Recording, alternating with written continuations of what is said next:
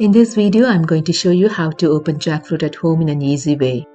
Place the fruit on a cling wrap surface to prevent the surface from getting messy with sap. Apply some cooking oil on your hands and knife to prevent stickiness.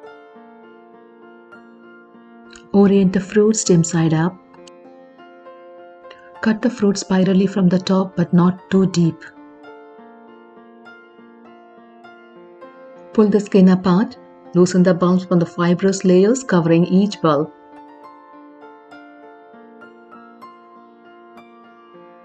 Using your oil knife and hands, separate each bulb and remove from the fruit. Make a light cut along the bulbs. This will expose the seeds. Remove the seeds and store them separately. I have a recipe for them. I'll show you in another video.